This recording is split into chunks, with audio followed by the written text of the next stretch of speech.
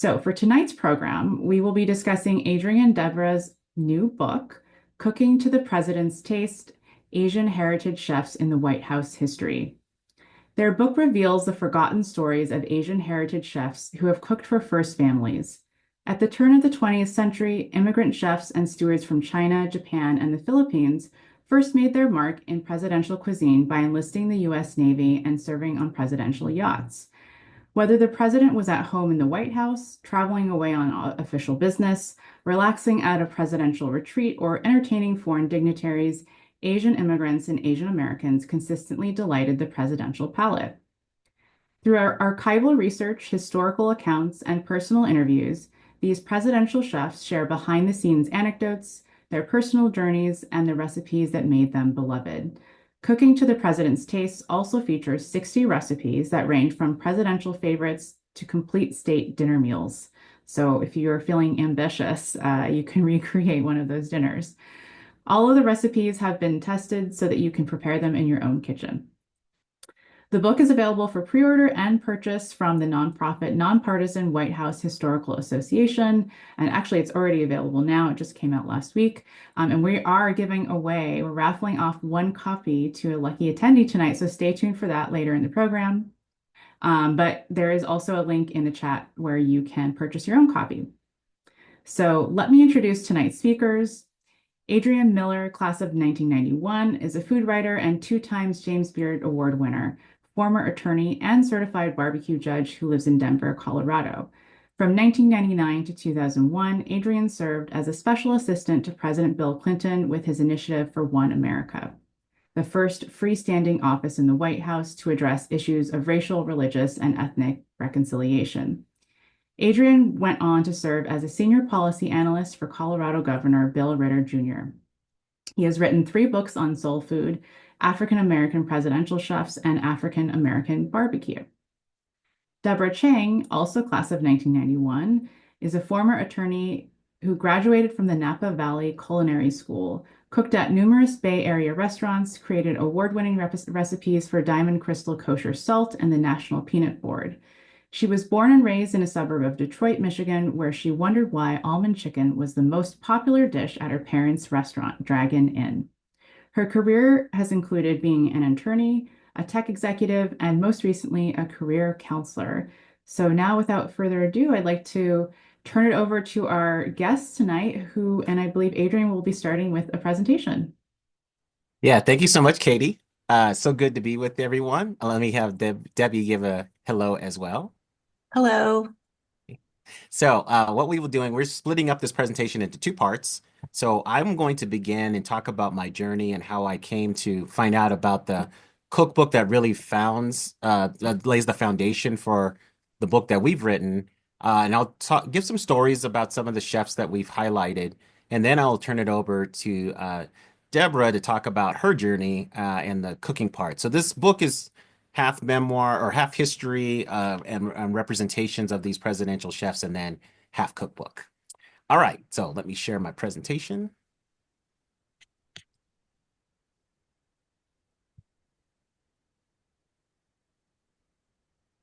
So here we go. So this is a look at several of the Filipino professionals who were part of presidential hospitality. So they served as stewards, cooks, waiters, and all of these other things. So this is a great photo, I think, and a great representation of these folks. The one we're going to talk about is looking at the screen on your far left is a guy named Irineo Esperancilla. He was a presidential steward for several yachts and also at Camp David. So we'll talk about him in a moment. All right. So in terms of my own journey, let's see here. Whoops. That is not supposed to come up. All right, here we go. There we go. Yep. So I'm the soul food scholar. My tagline is dropping knowledge like hot biscuits, which I will endeavor to do during our time together. If you are on social media, you can follow me, Soul Food Scholar, on any platform.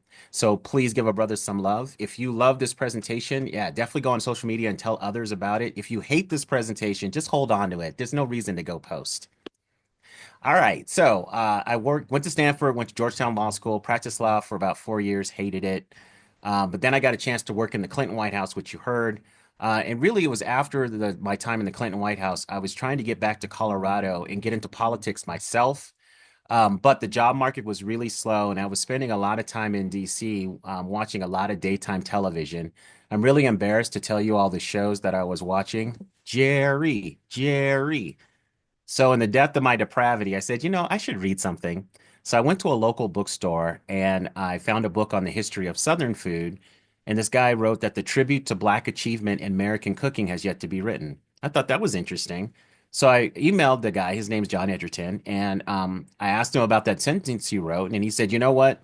Nobody's taken on the full story. There's always room for another voice, so why not yours? So, that's what started the journey. I did get back to Denver. I was in politics, but after work and on weekends, I went to my local public library and just grabbed everything I could on African American food traditions.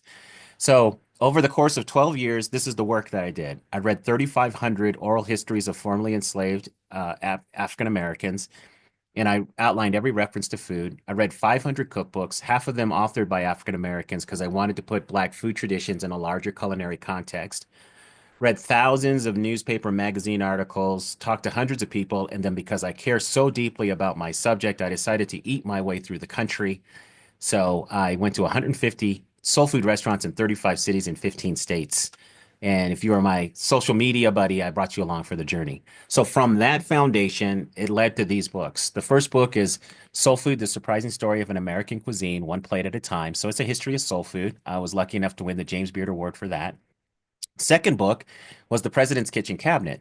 So while I was researching the book on soul food, I came across a few stories of African Americans who had cooked for our presidents. So I said, you know what? I want to follow that and see how many I find. And I identified 150 African Americans who have cooked for our presidents.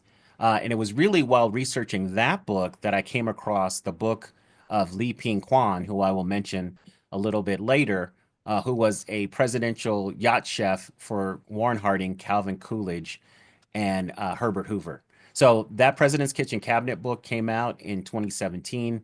I didn't win the James Beard Award for that one, but I got nominated for a lot of cool awards, including the NAACP Image Award for Outstanding Literary Nonfiction. So that was cool. And then I wrote a book on the history of African American barbecue called Black Smoke. And now the latest book is Cooking to a President's Taste. So that's my writing journey. Whoops.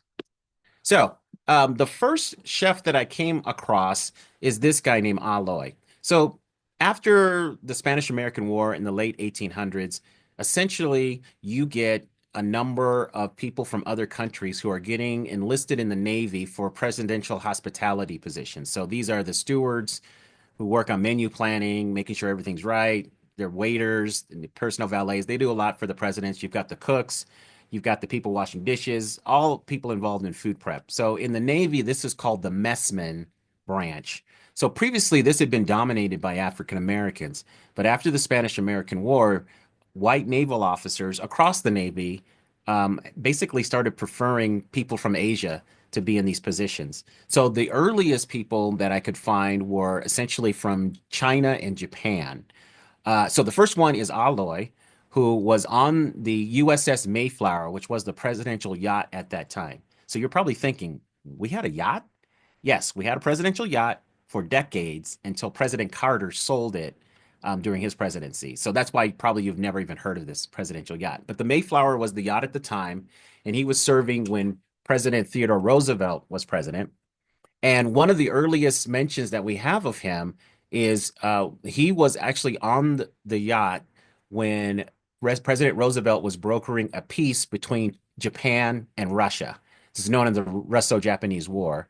And because of the successful peace negotiations, President Roosevelt actually gets a Nobel Prize for his efforts. But Aloy was on the ship at that time and has some recollections of cooking a meal. So definitely check that out. Another person I found was Shiro Tsurasaki. So he is from Japan and he serves on the presidential yacht, still the USS Mayflower at that time, starting in the mid 1910s, so around 1915 or so. And he's a presidential steward and he serves well into the early 1920s. And what was interesting about him is that he was kind of a celebrity in his time because there would be newspaper accounts of his personal life, like him getting married, marital woes, and other things like that. Another interesting thing about him is that after he finished his service on the presidential yacht, he spends time with Warren Harding and what would be his last voyage in terms of a West Coast trip.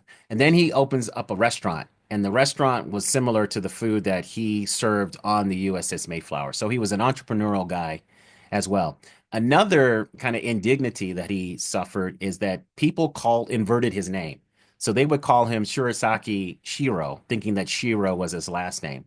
So much so that he actually goes to court to legally have his name changed to what how it should have been presented the whole time. But another interesting figure.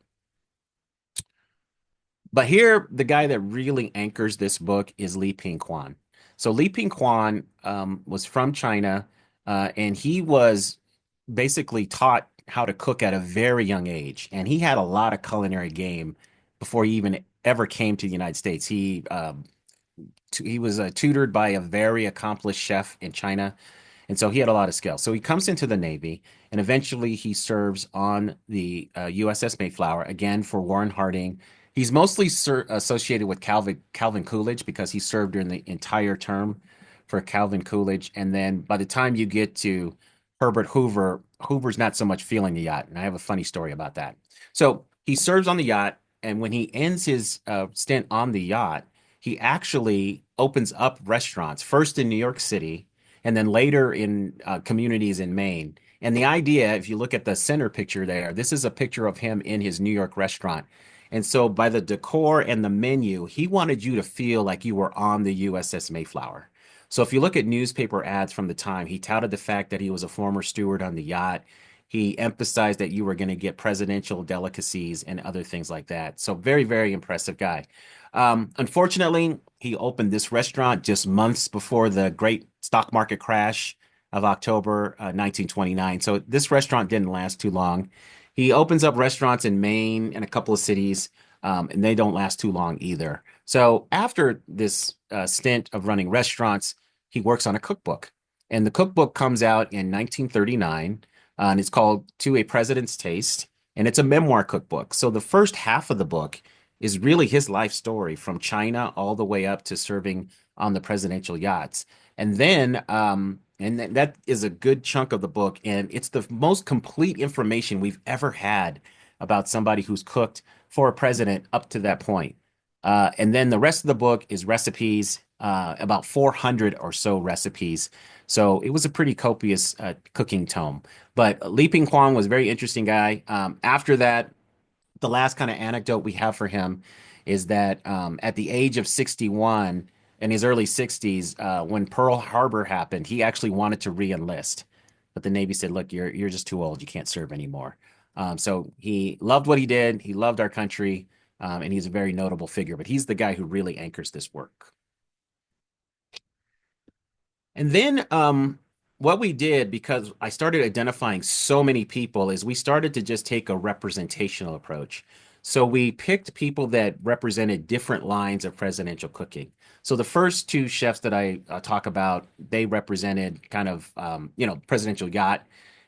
Irineo Esperancilla, who is from the Philippines, and actually he comes to the United States. He signs up for service in 1925. So this is the centennial of him joining the Navy.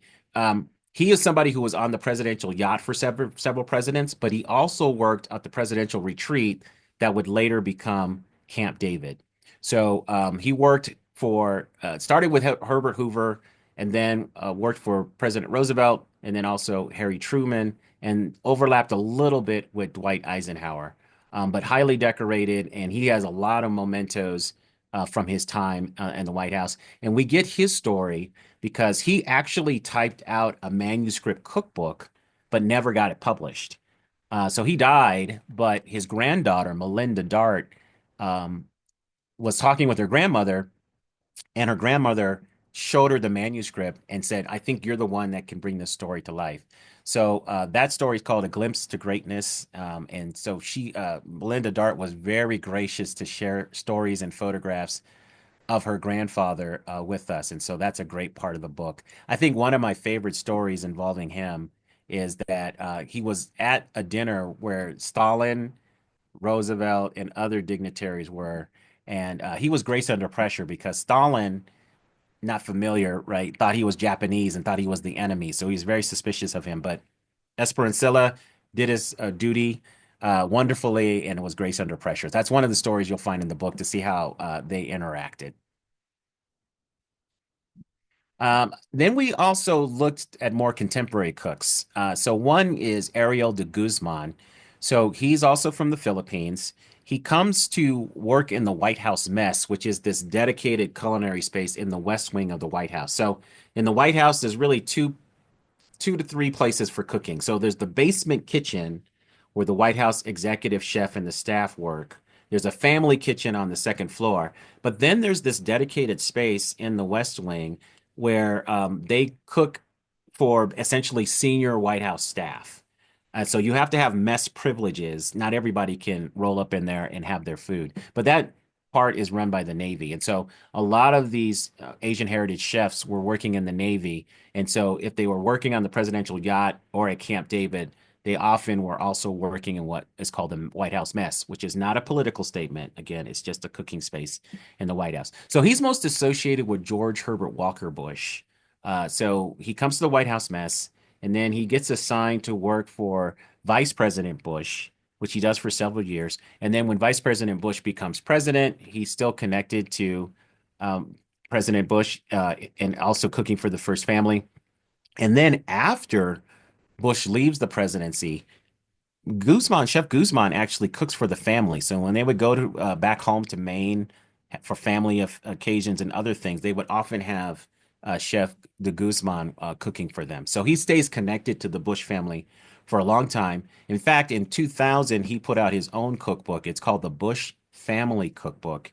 And other than Chef Kwan, this is the only other book by an Asian heritage presidential chef that we have that exists, and you can still get this book. It's a wonderful book, a lot of great recipes, and a lot of stories about how de Guzman is connected to the U.S. presidency. Another person that I thought was really interesting that I found during my research is Pedro Udo, also from the Philippines. And let me just back up and say, the first chefs were from China and Japan, but as the 20th century progresses and the Philippines becomes a U.S. possession, we get a lot more Filipinos who come into service in the Navy, and then they get assigned to the presidential yacht. So that's really how they come to dominate the Navy cooking ranks, and then also by inference, then presidential cooking. So Pedro Udo was already working at the White House during the Dwight Eisenhower administration as a meat chef. And when the European chef decides that he wants greener pastures in California where he can hang out with Hollywood stars and make more money, Udo gets essentially a battlefield promotion. So during the second term of President Eisenhower, Udo is the main chef in the White House. He was also a very accomplished cake maker. So I'm glad that we got this photo of him making a cake in the White House kitchen. And that photo comes from a 1959 National Geographic profile of the White House, beautifully photographed, color photos. And so you have a couple of photos of Chef Udo doing his thing. Funny story about Chef Udo. A few days into his chef job working for the president, he made a blueberry pie, which Dwight Eisenhower really liked and had maybe too much of it. So he got indigestion. And somehow this got leaked to the press. And so the next morning, there were headlines about the president falling ill from this blueberry pie. In fact, the stock market fell at the news of President Eisenhower being a little sick. So the good news for Udo is it wasn't that his pie was nasty. It was just that his pie was so good that President Eisenhower just had a little bit too much of it. Then we get to contemporary chefs. So this is Cristeta Camaford, who is from the Philippines.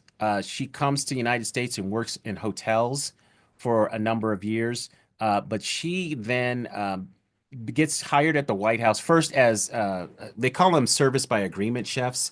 And so they are brought in for certain projects.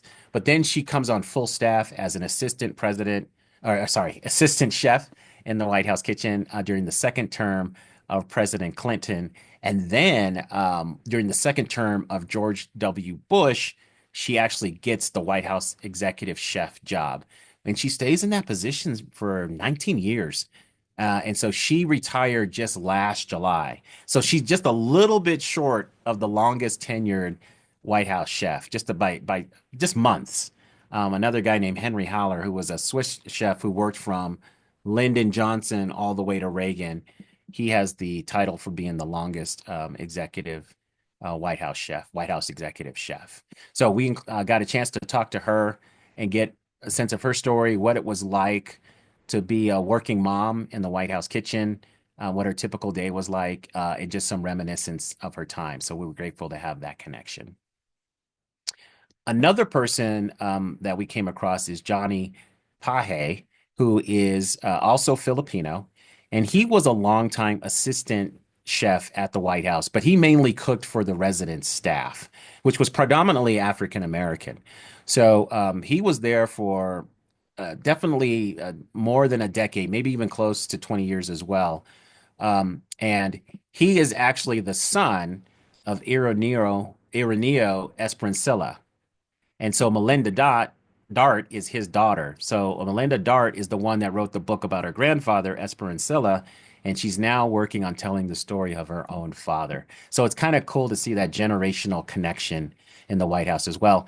And we found out that because the staff loved him so much, that after his death, there is a part of the White House kitchen that's named Paje's Cafe. So it's a dedicated space in his honor in the White House kitchen. Um, I also included Susan Lim, who was an assistant pastry chef at the White House. So she worked there during the second term of President Clinton, and she helped create some of these magnificent creations from White House pastry chef Roland Mesnier, who really took to heart the idea of creating unforgettable desserts and creating a wow factor whenever someone had dessert at the White House. And so she is tells hilarious stories about how meticulous her tasks were cooking there. Like she would have to work on part of dessert over and over again and other things. But it was great to get her story and just talk about the various aspects where Asian heritage people show up in presidential cooking. And then the last person I'll mention here is Tommy Kerpradit, and he is the son of Thai immigrants, and he grew up in the Washington D.C. area, and he is now the current White House executive chef. So when Christetta Comerford retired, he was already on staff and another kind of quote unquote battlefield promotion. So now he is there cooking in the White House, and so. Unless President Trump makes a change, he'll continue in that position as long as the first family is happy with his cooking. So, with that, I'll turn it over to my co-author, Debbie. Oh, okay. Hello, everyone. Yeah, so Adrian and I were both recovering lawyers. And so I graduated in 94, and then I worked at a couple of law firms. And then in 2002, I went to cooking school.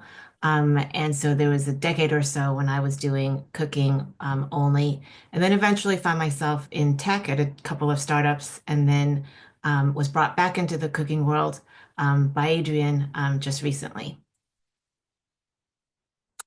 Oh, yeah. Okay. So, yes, I went to a school called Napa Valley Culinary School, which is in Napa, and I look really young there. But we catered, and those are my classmates, and it was a really fun time. And I was able to reconnect with one of my classmates to help execute some of the recipe testing.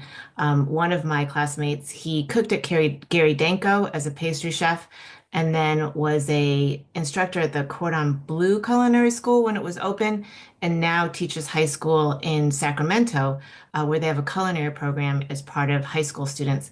So I worked with high school students to bring some of these recipes to life. So a lot of people ask me, how do you how did you pick the recipes? Like, how did you test the recipes? And the first thing I had to do was to pick which one of the which ones I should include in the book. And this is a good example of what I started with. These are kind of like, I don't want to say the worst examples, but very out of date things of recipes that obviously didn't make it into the cookbook. Because the first rule of thumb that I used to decide whether a recipe was going to make it into a cookbook was whether someone would eat it today and whether the ingredients were accessible. So things like green turtle soup, not really a home cook kind of thing. Five different color fruit jello. He also had some fruit cake recipes. I just didn't think that people would make like, you know, I mean, just at home you could just, make jello from a box. And then he had like weird, interesting combinations.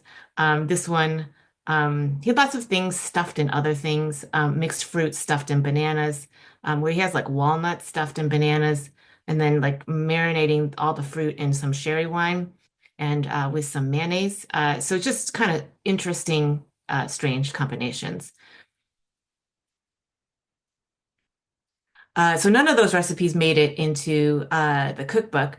And so we tested recipes. Here's just an example, like since we have a little bit of time, to dive into the process. What I would do is I picked the ones that I liked, that I thought would work. I would test them by myself. I would write them up. And then I would, divvy them out to different people. And so one group of people, because I needed bodies to test the recipes, and also I kind of, I'm not sure how eloquent I am to say this part of it, but I liked working with kids. I thought it was my friend and we both thought it was a good opportunity for them to learn about food history. And so this was a great opportunity to have people learn real time. And so these are some of the examples. Cookies I had them do. So one of the big favorite recipes that came out of the testing was the chocolate chip cookie. And that's an example of the notes that the kids put together. And then they also, were game to test things like cold tomato cream soup, lemon dressing, and then I actually can't read that last one, but I think it's a white mount. Oh, it's the mango muffin, I think. And so they could do the muffin recipes as well. So this is an example of a recipe that ended up making it into the book. So London pound cake. I mean, there's a million recipes for pound cake out there. One of the big overarching questions that I faced pretty much with every one of Chef Kwan's recipes was how much should I change the recipe without it being historically inaccurate. And so having shown you guys like what I started with, the instructions are pretty vague. It's pretty short. The ingredients are all different from what we have today. But you'll see like the London pound cake recipe to the left as originally stated, it's pretty short. And so there just aren't very many instructions. So I had to, um, pretty much guess like what Chef Kwan meant. But at what point do I stop? Like at what point do I stop making additions? Do I, keep writing? Do I keep changing the recipe? So I think generally the way that I approached it was, the point is not to make like the best London pound cake recipe ever in existence or a Cook's Illustrated version of a pound cake. It's just like, it's good enough and historically close enough to what I think it may have tasted that was good enough a year ago. Or 100 years ago. So yeah, so you can see how much we had to write. And then in the head notes, I kind of went through the differences in the original recipe and how I changed it. So a couple of things, of note about this recipe in particular. He has a very fancy technique. So this is an intermediate recipe. It is not a beginner recipe, but he has this sentence, add the vanilla extract with the egg whites, which have been beaten stiff and mix all together. And so he writes that as if like any old person can do that. What he's doing is he's used the egg whites as a leavener. to aerate the batter. And so that's what's going to make the batter rise. Whereas today, in many recipes, you throw in some baking soda and baking powder, and you don't deal with the egg whites, which entail a different bowl, and which increases the cleanup there's you have to beat it stiff with the mixer. So it's like an entirely other step. So we kept that in there, but we also added I think a half tablespoon of baking powder just to make sure that it rose. So it says, and then the mix altogether, there's a lot of YouTube videos on how to properly fold in egg whites. And it's not like just throwing them in a pan in a bowl and just mixing it all together. You actually have to fold them in carefully with as few strokes as possible. So um so so I tried to make that. I kept it in there and I because he uses that technique throughout a lot of his baking recipes. So to be historically true, I kept it in there, but we added the baking powder as insurance.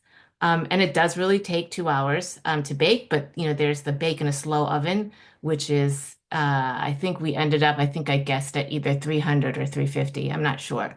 But that's the kind of decisions that I had to make. And it does turn out looking like that.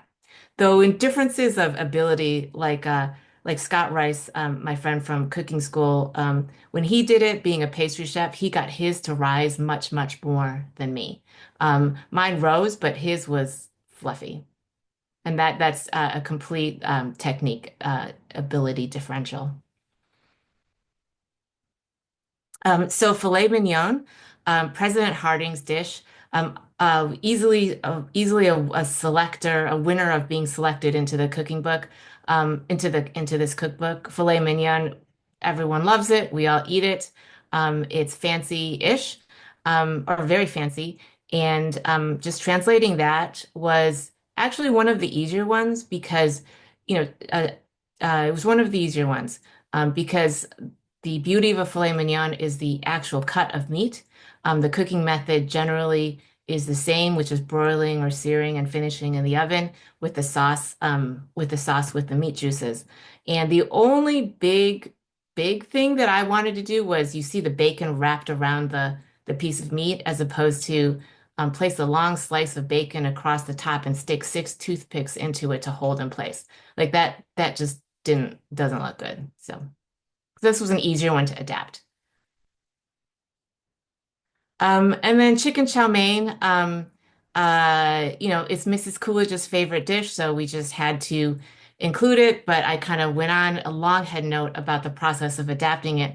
One of the interesting things about Chef Kwan's recipes well, there's so many interesting things about this particular recipe, was that 1 pound Chinese beans, I just could not figure that out. I'm not sure what he meant. I'm going to guess it was like a fava bean, and it's not a green bean.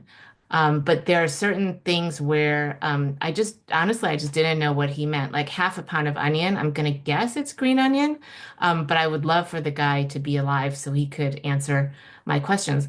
But and then there are things where our modern kitchens are wonderful. Like we do not need to cook a chicken over slow fire for 35 minutes and 1.5 quarts of water.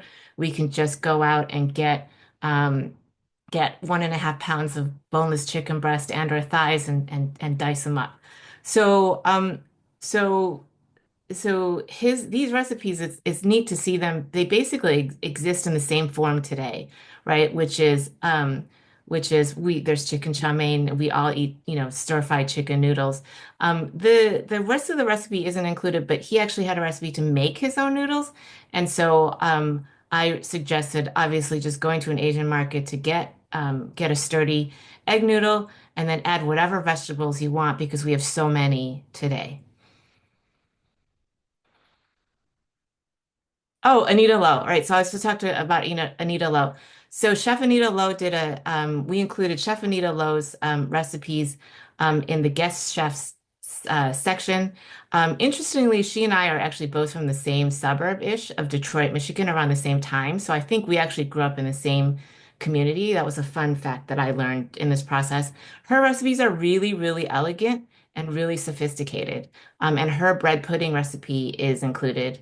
And so with her recipes, what I had to do was simplify them a little bit and take out things that home cooks didn't necessarily have at home, like a dehydrator, and cut some of the steps back a little bit.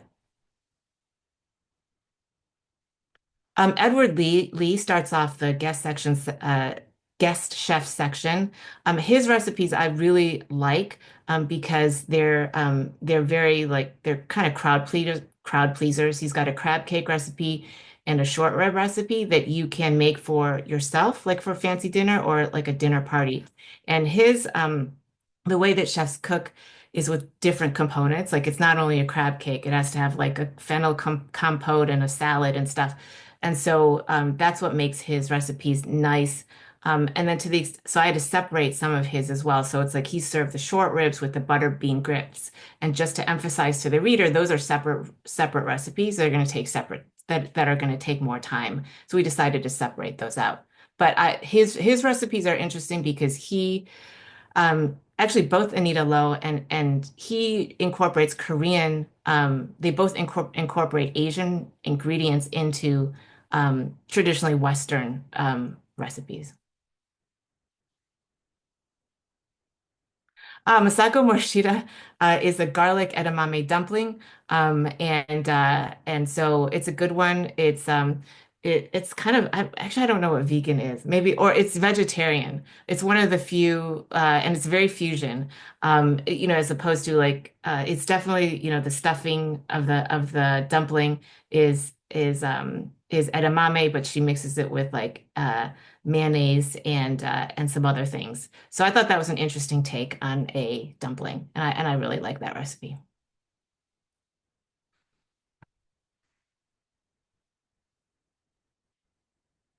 Oh, you're on mute, Adrian. Said, we'll stop right there and turn it over to you, Katie. Oh, great. Well, thank you for that wonderful presentation.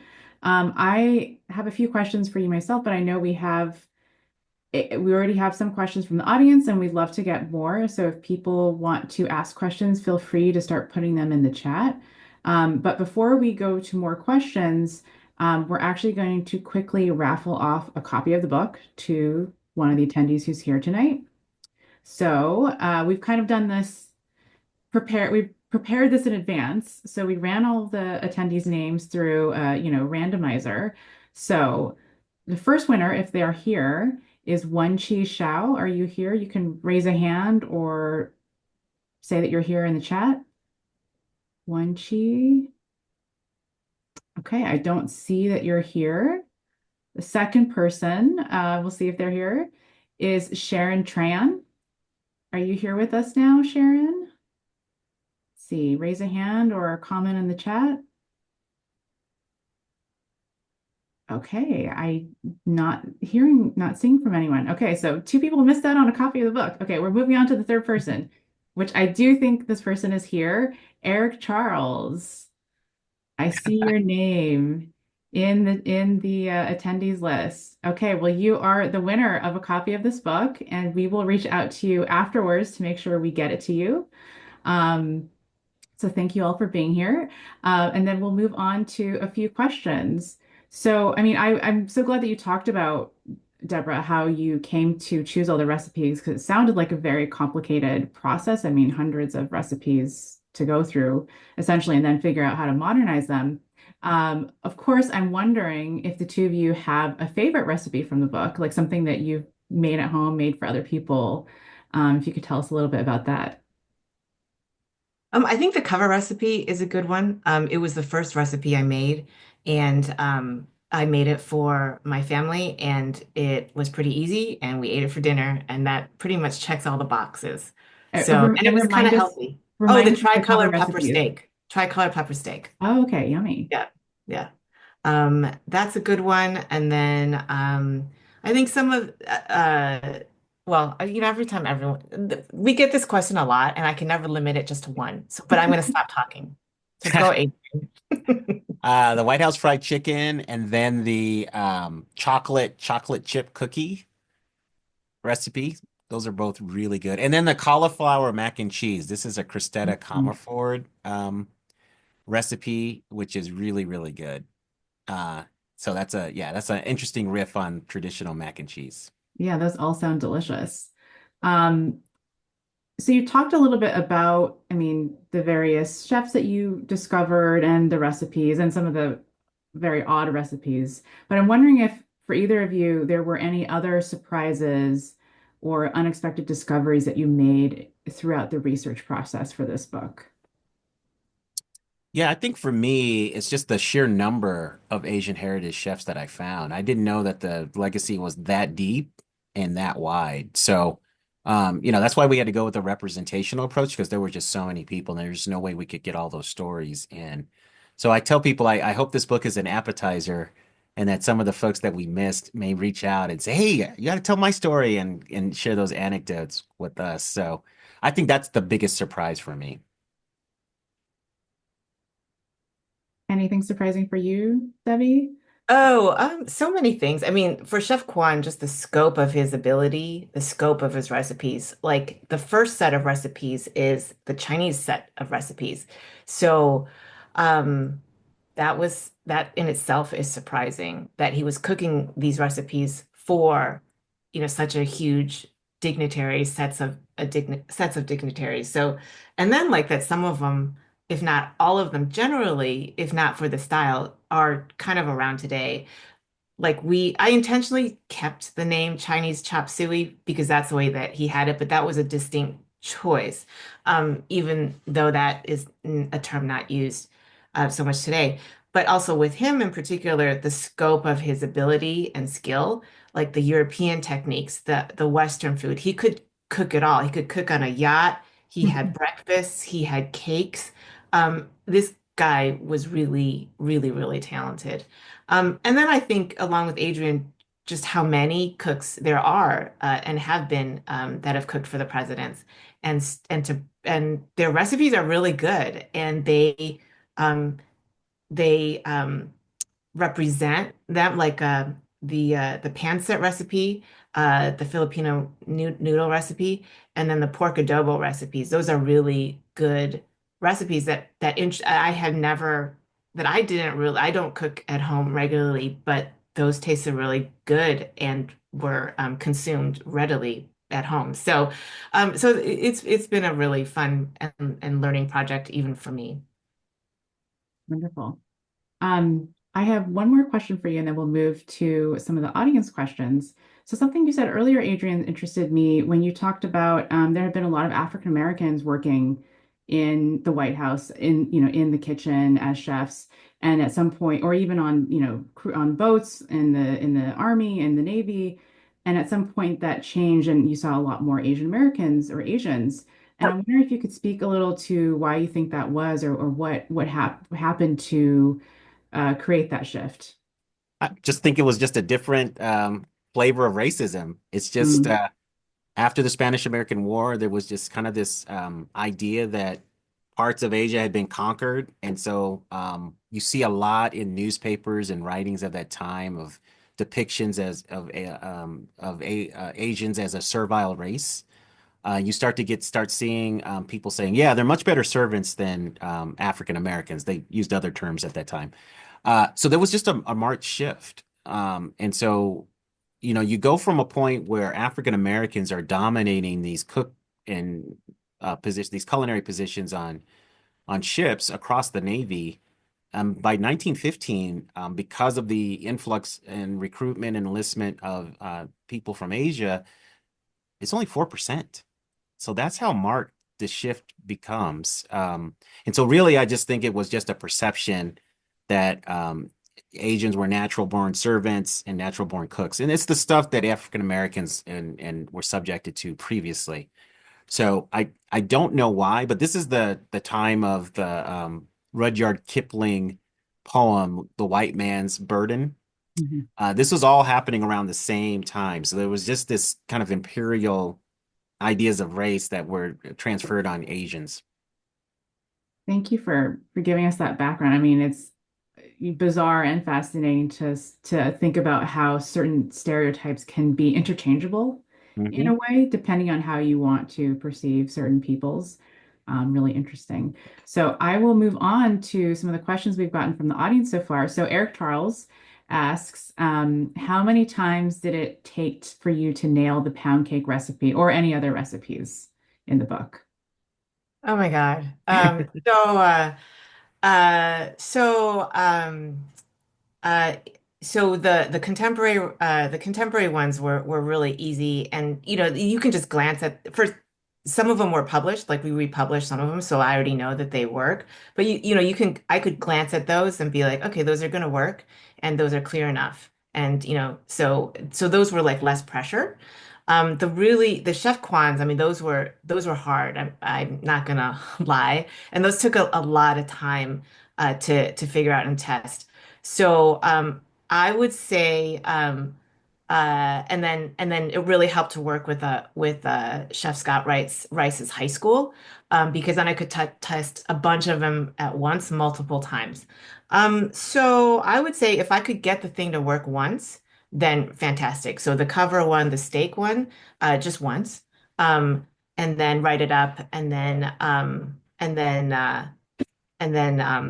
move on. But the London pound cake took maybe three or four, and then you have to write it up, and then I'm not even sure if it's clear enough, to a home cook if. And that was another challenge. Like what's clear to me might not be clear to other people, and that's where working with high school students helped. So like the cookie recipes and the muffin recipes, those were all tested by I don't want to say dummy proof, but like, like they were just tested by just kids. And so, yeah, those, if they could get it to work, then someone reading the book could get it to work. So it depended, I would say generally the baking recipes, Chef Kwan's baking recipes took the most time. And then there was one recipe which we just could not get to work, which made me sad because the kids were sad, and that was like it was a coconut cookie, and we just couldn't get it to work. And it should have worked, but it didn't. And so when we ran out of time, so there was only one that I picked out that I wanted to include that I ran out of time to figure out. Those coconut cookies. So we have another question from Boge, and she asks, how were the earliest chefs on the presidential yacht found and hired? Did they have to enlist in the Navy, or were they already in the Navy to be able to work as chefs? Yeah, so it's a little bit of both. So I couldn't find out directly if people were recruited, enlisted, and then put immediately on the yacht. I think for security concerns, you had to kind of show your merit in other places. So most of the chefs that I found served on other naval ships. And the reason why they went into the Navy is they saw that as a path to U.S. citizenship, which was the case. But then as racism towards Asians intensified by the time you get to the late 1910s, 1920s, these service people, people in the military who had been told, hey, yeah, if you serve with merit, you can become a U.S. citizen. All of a sudden, that was being revoked and closed off. So it shows just kind of the racism that they were facing at that time. But for the most part, people in the early years before 1950 typically served on another yacht and worked themselves up in the ranks, and then eventually got onto the presidential yacht. After 1950, like for instance, Pedro Udo, he had a long, distinguished career in the Navy, and that's why Eisenhower's a military man. He had a lot of military people around him. So when they were looking for somebody to come on staff, they favored a military chef. And so that's how he gets into the White House kitchen and then, gets elevated into that position. But for the most of the current chefs, it's a lot of different paths. Some people got there because they knew somebody. Um, like for instance, Susan Lim, she went to pastry school.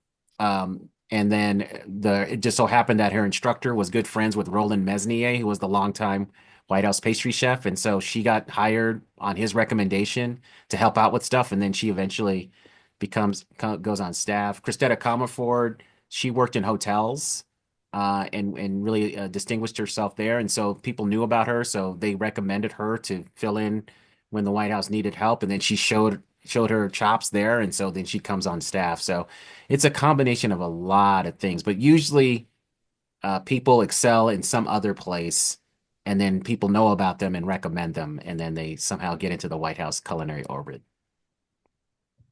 Great, thank you. So I don't see any other questions at the moment, but I actually have another question since we are all Stanford alumni. Would love to hear a little bit about how you guys first became friends back on the farm and how you ended up doing this book together and might not have been something you expected to happen, but we'd love to hear a little bit more about that journey. Oh, Deb has a very concrete answer for that. Poli Sci 1, Professor Marshall was where Yep. I first met Adrian Miller. Yeah. Yep. 19, it was in 1987. I mean, what is that, like 30 plus years? I don't Yeah, it want was to. 87, fall of 87. Oh my God, scary. And then we got to know each other even better when we went to Oxford for the summer. And I forgot the name of that program, but it was Professor David Abernathy.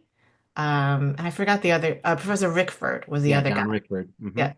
yeah, yeah. Yeah, so we just stayed in touch. And so fast forward when I knew that I wanted to put out the Kwan book, at first I was just going to do it as a reprint just for historical value.